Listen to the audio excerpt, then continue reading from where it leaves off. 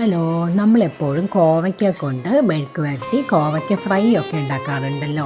ഇന്ന് നമുക്ക് ഈ കോവയ്ക്കയോടൊപ്പം തക്കാളി ചേർത്തൊരു മെഴുക്ക് വരട്ടി ഉണ്ടാക്കിയാലോ. അതിനുവേണ്ടി വെളിച്ചെണ്ണ ചൂടാവുമ്പോൾ കടുക് പൊട്ടിക്കുക, ഒരു തണ്ട് കറിവേപ്പില, 4 വെളുത്തുള്ളി, 4 ചെറിയ ഉള്ളി ചതച്ചത് ചേർത്ത് നന്നായി വഴറ്റി കൊടുക്കുക. 2 പച്ചമുളക് ചതച്ചതും കൂടി ചേർത്ത് കൊടുക്കാം. ഇത് നന്നായി വഴഞ്ഞു വരുമ്പോൾ ഒരു ചെറിയ തക്കാളി അരിഞ്ഞത് ചേർത്ത് കൊടുക്കാം. ഇതെല്ലാം കൂടി മൊരിഞ്ഞ് വരുമ്പോൾ 1/2 ടീസ്പൂൺ ഉപ്പ്, 1/2 ടീസ്പൂൺ മഞ്ഞൾപ്പൊടി, 1 ടീസ്പൂൺ ചതമുളക് ചേർത്ത് നന്നായി വഴറ്റി കൊടുക്കാം.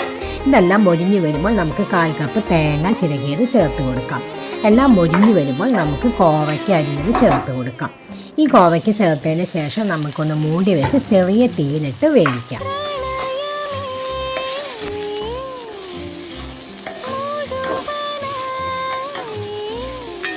ലേശം പുളിരസമുള്ള നമ്മുടെ തക്കാളി കോവയ്ക്ക മെഴുക്ക് വരട്ടി ഇവിടെ റെഡിയായിട്ടുണ്ട് കേട്ടോ.